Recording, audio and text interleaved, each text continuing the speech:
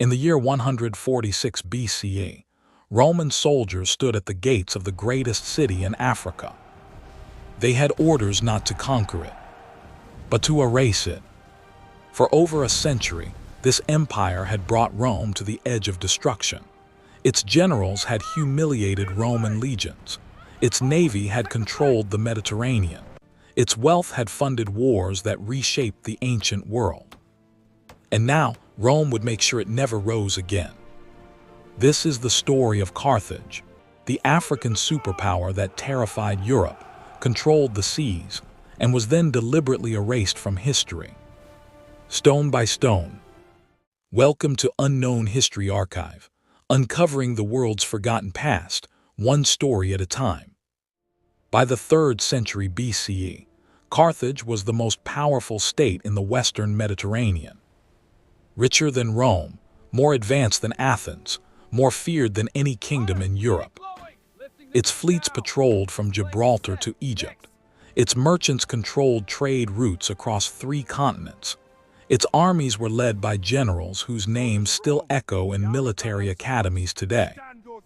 But when we think of ancient empires, we think of Rome, Greece, Egypt. Not Carthage. Because Carthage was destroyed so completely that for centuries, historians believed Roman accounts were exaggerated, that no African city could have been that powerful, that advanced, that threatening. The archaeological evidence tells a different story. So do the traces left behind in language, in place names, in the foundations beneath modern Tunis. This is what Rome feared. And this is why they tried to make the world forget. Carthage was founded around 814 BCE by Phoenician settlers from the city of Tyre, in what is now Lebanon. They chose a peninsula on the North African coast, modern-day Tunisia, protected by the sea on 3 sides, with access to fertile hinterlands and natural harbors. The city grew slowly at first, a trading post, a port, a refuge for merchants fleeing political turmoil in the eastern Mediterranean. But by the 6th century BCE, Carthage had become something else entirely. An empire. It controlled colonies across North Africa, southern Spain, Sardinia, western Sicily, and the Balearic Islands. It dominated Mediterranean trade, tin from Britain, silver from Spain, gold from West Africa, grain from Sicily, purple dye from Tyre. And it built a navy that no rival could match. By 264 BCE, when Rome and Carthage first went to war, Carthage was the dominant power in the Western Mediterranean. Rome was a regional Italian state, just beginning to expand beyond the peninsula. The conflict that followed would last over a century, and it would bring Rome to the brink of annihilation. The First Punic War began in 264 BCE over control of Sicily. Rome had never fought a naval war. Carthage had been fighting them for centuries. The Carthaginian navy was built around the quinquereme, a warship powered by 5 banks of oars, reinforced with bronze rams, crewed by experienced sailors who had trained in the same fleets as their fathers and grandfathers. Rome had almost no ships, so they built them. According to the historian Polybius, the Romans captured a wrecked Carthaginian warship, reverse-engineered it, and built 100 copies in 60 days.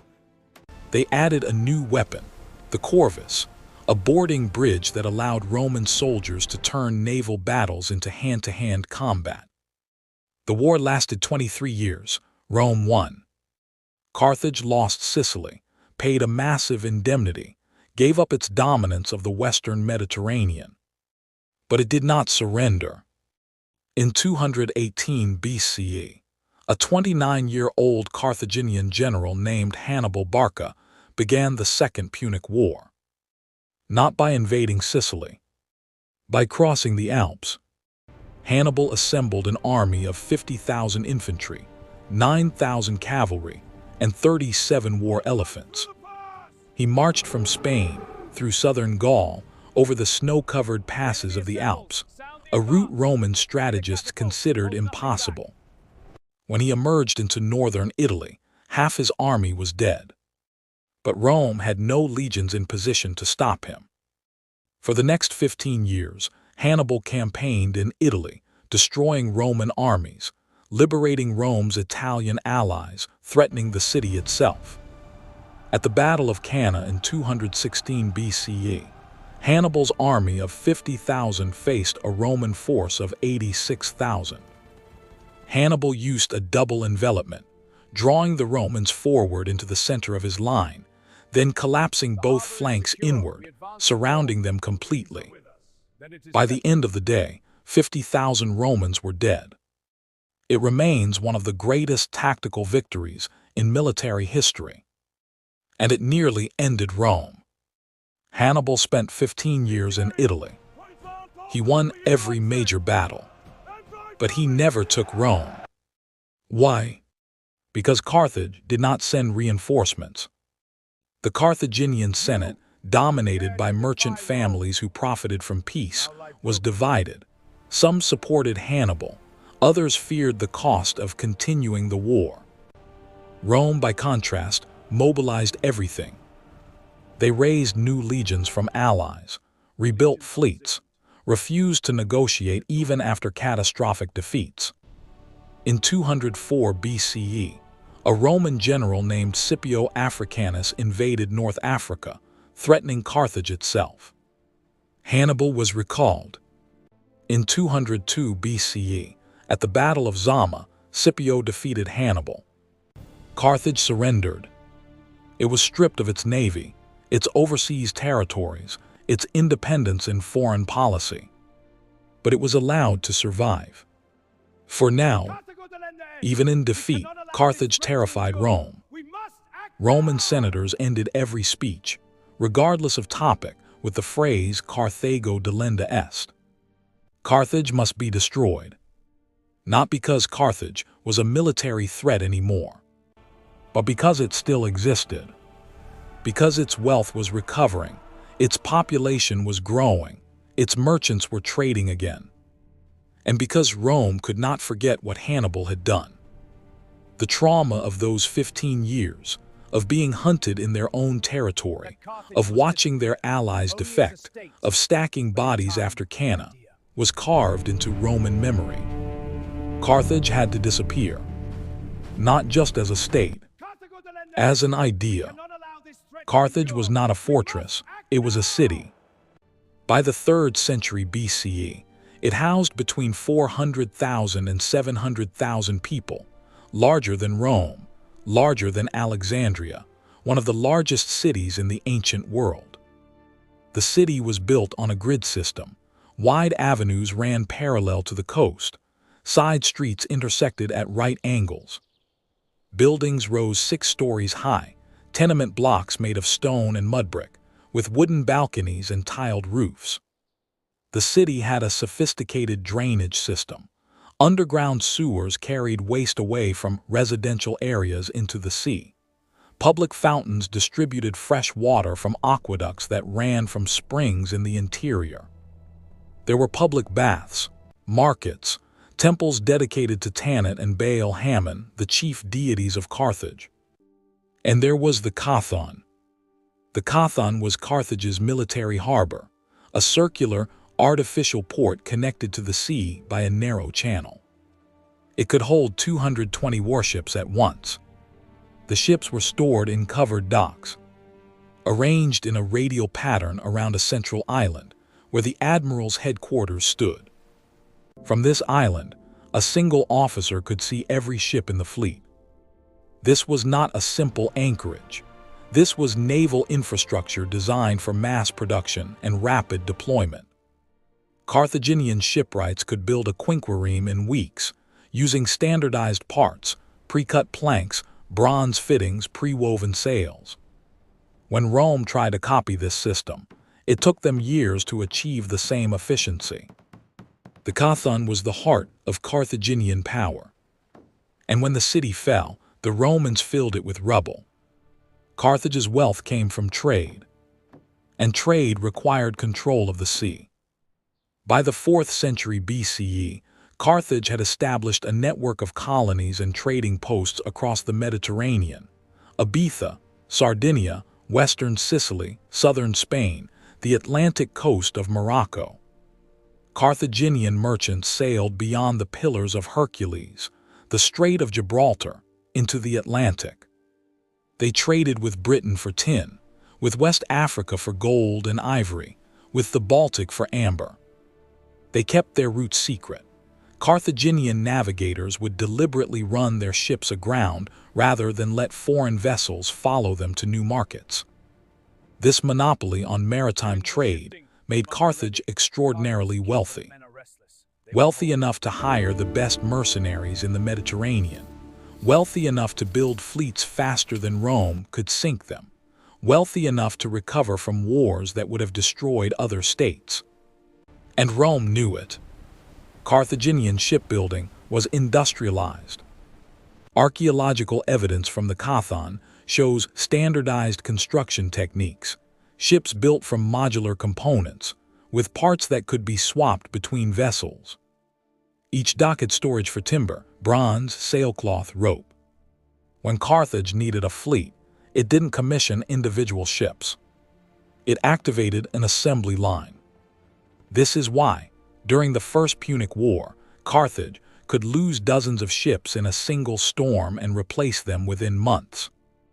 This is why Rome, despite winning battles, could not win the war until it learned to match Carthaginian production.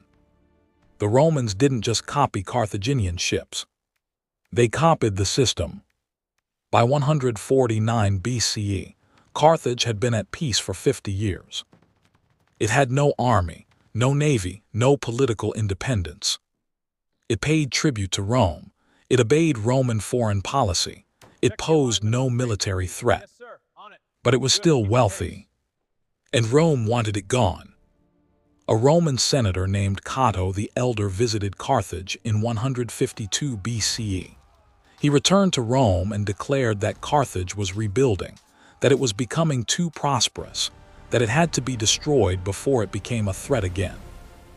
In 149 BCE, Rome declared war.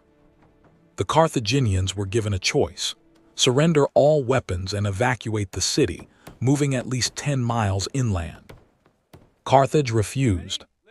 The city prepared for siege.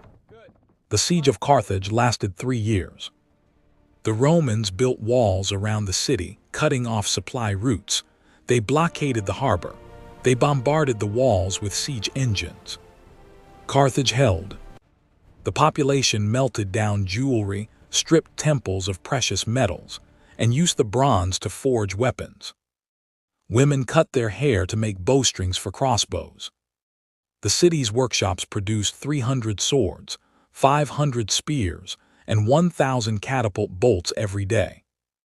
But by 146 BCE, food had run out, disease spread, the walls were breached. Roman soldiers entered the city. What followed was not a conquest. It was an erasure. Roman soldiers went house to house, killing or enslaving everyone they found. The survivors, approximately 50,000 people, were sold into slavery. The city was burned for 17 days. According to Roman historians, the commanding general, Scipio Aemilianus, wept as he watched the city burn, not out of mercy, but because he understood that Rome was capable of doing this to any city, even its own. After the fires died, Roman engineers plowed the ruins and sowed the fields with salt. This is often considered a legend. There's debate among historians about whether the salting actually happened. But the intent was clear. Carthage was not just defeated. It was to be forgotten. After 146 BCE, Carthage became a Roman colony. Roman settlers built a new city on the ruins of the old one. Roman temples replaced Carthaginian shrines. Roman streets covered Carthaginian foundations. The language of Carthage, Punic, a dialect of Phoenician, was suppressed. The literature of Carthage, its histories, its legal texts, its scientific treatises, was destroyed or lost. Almost everything we know about Carthage comes from Roman sources. And Roman sources hated Carthage. They portrayed Carthaginians as treacherous, cruel, decadent. They described Carthaginian religious practices, including child sacrifice, as barbaric, though modern archaeology suggests these accounts were exaggerated or misunderstood. They wrote Hannibal as a brilliant but ultimately barbaric enemy, never acknowledging that he fought with the same ruthlessness Rome used against its own enemies. Rome controlled the narrative, and for 2,000 years, that narrative was the only one that survived. Punic, the language of Carthage, was still spoken in North Africa for centuries after the city's destruction. St. Augustine, writing in the 5th century CE, mentioned that Punic was still used in rural areas of Tunisia. But no Punic literature survives. No histories written by Carthaginians. No accounts of Hannibal's campaigns from his perspective. No records of the Senate's debates, the merchants' contracts, the philosophers' arguments. We have inscriptions, tombstones, a few scattered documents. But the voice of Carthage is silent. Not because it never spoke, because Rome made sure no one would hear it. In the 19th and 20th centuries, archaeologists began excavating the site of ancient Carthage, located in the suburbs of modern Tunis. What they found confirmed what Roman historians had described and revealed what they had ignored. The Carthage was real. The circular harbor, the docks, the central island, all of it was there, buried under centuries of sediment. The city's grid layout was real. Streets, drainage systems, foundations of multi-story buildings, evidence of urban planning on a scale Rome wouldn't match for another century. The industrial quarters, workshops for metalworking, pottery, shipbuilding, were real. And the Tophet, in the sacred precinct dedicated to Tanit and Baal Hammon, archaeologists found thousands of urns containing the cremated remains of infants and small animals. Roman sources claim the Carthaginians practiced child sacrifice, burning their own children alive as offerings to the gods. For centuries, this was accepted as fact. But modern analysis suggests a more complex picture. Many of the remains are of stillborn infants or children who died of natural causes. Some are animal bones. The urns are buried with care, inscribed with prayers, placed in a sacred area. This may have been a cemetery for children who died too young to be buried in the main necropolis. Or it may have been a ritual practice that Romans misunderstood or deliberately misrepresented. We don't know, because the Carthaginians left no written explanation, and Rome made sure we could never ask. A few Punic inscriptions survive. Most are short, dedications, epitaphs, legal markers. But they reveal a literate, organized society. One inscription, found in Tunisia, is a bilingual text in Punic and Latin, a decree honoring a Roman official, written after Carthage had become a Roman province. It shows how Punic speakers adapted to Roman rule, adopting Latin while preserving their own language. But within a few generations, even that faded. By 500 CE, Punic was extinct, and with it, the last direct link to Carthaginian thought. After destroying Carthage, Rome eventually rebuilt it. Julius Caesar proposed a new Roman colony on the site. Augustus established it. By the 2nd century CE, Roman Carthage was one of the largest cities in the empire, second only to Rome itself. It had aqueducts, amphitheaters, baths, temples, but it was a Roman city. The Punic foundations were buried. The Carthage was filled in. The memory of the old city was deliberately obscured. When Rome fell and Carthage was conquered by Vandals, then Byzantines, then Arabs, the layers of occupation only deepened. By the time modern archaeologists arrived, the original city was buried under 15 centuries of rubble. Carthage didn't vanish because of natural disaster or gradual decline. It vanished because Rome erased it. Not just the buildings, the memory. By destroying the literature, suppressing the language, and rewriting the history, Rome ensured that Carthage would be remembered only as Rome wanted it remembered. As a rival, a threat, a cautionary tale about what happens to those who challenge Roman power. For 2,000 years, that was the only story. Carthage was an African empire that controlled Europe's economy, defeated its armies, and forced its greatest power to mobilize everything it had to survive. And then it was written out of history. Not because it was insignificant, because it was too significant. Because acknowledging Carthage meant acknowledging that African civilizations could rival or surpass European ones. That they could innovate, organize, and dominate on a scale that European powers in later centuries would claim was impossible. Rome understood what Carthage was. That's why they destroyed it so completely. Hannibal's tactics are still studied in military academies. The Battle of Cannae is analyzed as the perfect example of double envelopment. The word Punic, from Punicus asterisk, the Latin word for Phoenician, survives in the phrase Punic faith, meaning treachery. A slur invented by the Romans, and still used today. That's how deep the erasure goes. What survives? Carthage still exists. Not as a city, though its ruins are UNESCO World Heritage Site, but in fragments, in the Punic inscriptions scattered across Tunisia and Libya, in the harbor beneath the modern marina, in the genetic legacy of North Africans who carry Phoenician ancestry, in the memory of what was lost. In 146 BCE, Rome set fire to the greatest city in Africa. They did it not to defend themselves, but to make sure no one would remember what Carthage had been. A superpower, a rival, an empire that terrified Europe and controlled the Mediterranean for centuries. And it almost worked. For 2,000 years, Carthage was remembered only through Roman eyes, as barbaric, treacherous, defeated. But the stones remember. The harbor is still there. The streets are still there. The urns with their careful inscriptions are still there. And slowly, the voice of Carthage is being recovered. Not as legend, as history. This has been Unknown History Archive. The past is not lost. It's buried. And we're digging it up.